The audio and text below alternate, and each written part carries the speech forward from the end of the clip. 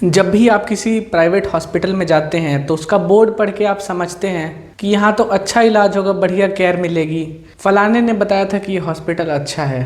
पर क्या हो उस सिनेरियो में जब आपके साथ कोई ऐसी अप्रिय घटना हो जाए जो किसी के साथ भी नहीं होनी चाहिए, और ऐसी घटना जिसे टॉलरेट किया जा सकता था, जिससे बचा जा सकता था, या फिर यूं कहें कि ऐसी घटना जो किसी की नेग्लिजेंस की वजह से हुई हो। जी हाँ, मैं बात कर रहा हूँ उन हॉस्पिटल में होने वाले स्कैम्स के बारे में जो धड़ल्ले से लोगों का नुकसान कर रहे हैं। लोगों के पैसे, उनकी जमा पूंजी, उनकी सालों की सेविंग्स खटाखट उड़ रही हैं। ये अच्छी बात तो नहीं है, क्योंकि इंडिया में हेल्थ को लेके जो चीज़ें सरकार प्रोवाइड कराती है उनकी हालत बड़ी खस्ता है। तो आदमी प्राइवेट हॉस्पिटल में चले जाते हैं ये समझ के कि यहाँ मेरी जान बच जाएगी, या फिर मैं जिस पेशेंट को लेके जा रहा हूँ वो बच जाएगा, या फिर इलाज अच्छा होगा। पर इसके ऑपोजिट होता क्या है, हॉस्पिटल वाले अननेसेसरी दवाइयाँ, अननेसेसरी प्रोसीजर्स जानबूझ के करते हैं ताकि जो मरीज के परिजन हैं, या फिर अगर मरीज के पास पैसा है, ढंग का मरीज है, तो उससे लूटा जा सके। ये मैं सारे हॉस्पिटल्स की बात नहीं कर रहा हूँ, पर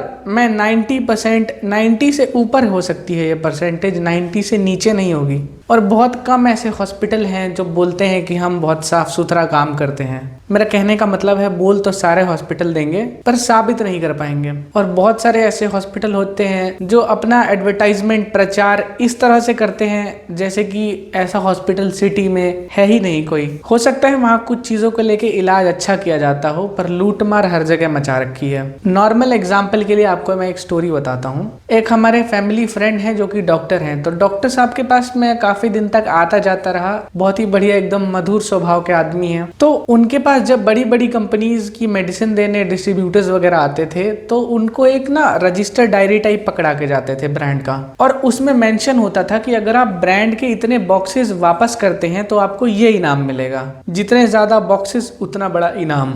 और मैं छोटे मोटे इनाम की बात नहीं कर रहा हूँ, उसमें चेयर मतलब नॉर्मल चेयर नहीं, अच्छी ठीक ठाक दिखने वाली चेयर, बढ़िया शानदार टेबल्स, टीवी, यहाँ तक कि फ्रिज भी।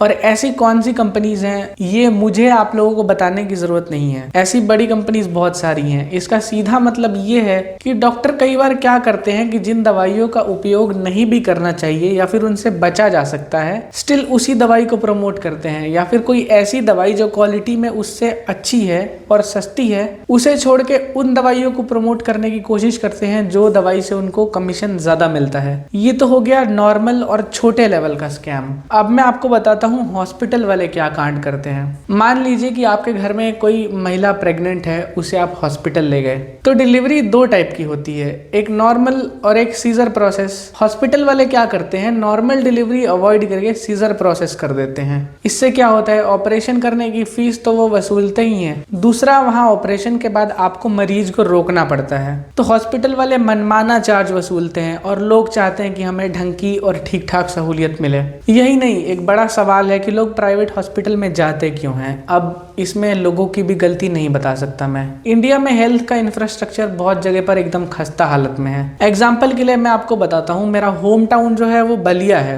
वहां पर जो गवर्नमेंट हॉस्पिटल है उसकी हालत इतनी खस्ता है कि मेरे 2-4 फेसबुक फ्रेंड्स हैं जो हमेशा उस चीज के बारे में पोस्ट करते रहते हैं और बताते रहते हैं। रिसेंट ही किसी ने पोस्ट किया था, मुझे अच्छे से याद है, लगभग साल भर के अंतराल में 400+ लोगों की डेथ हुई है, सिर्फ इस वजह से कि बलिया हॉस्पिटल में जितने लोग जाते हैं हॉस्पिटल वाले वहां इलाज नहीं करते हैं, क्योंकि वहां कुछ है ही नहीं। मुझे लगता है बेसिक, बहुत ज्यादा बेसिक सुविधाएं हैं। इतनी सुविधा तो कोई आसपास झोला छाप डॉक्टर हो उसके पास उपलब्ध हो। बलिया हॉस्पिटल में मेनली क्या काम होता है, सिर्फ ट्रांसफर लेटर्स लिखे जाते हैं, यहाँ से ट्रांसफर कर दो मऊ, यहाँ से ट्रांसफर कर दो बनारस। अब बनारस का नाम आ ही गया है तो आपको एक स्टोरी बताता हूँ, बिल्कुल रीसेंट है। बनारस का एक बड़ा हॉस्पिटल है, नाम मैं नहीं लेना चाहता था पर नाम मुझे लेना पड़ेगा, न्यूज में है, फेयर यूज के लिए मैं नाम ले रहा हूँ। एपेक्स हॉस्पिटल एक बड़ा हॉस्पिटल है, वो खुद का बहुत ज्यादा प्रचार वगैरह करता है। और इस एपेक्स हॉस्पिटल में एक रीसेंट केस हुआ है जिसमें सिर्फ हाथ के टूट जाने पर एक टीचर से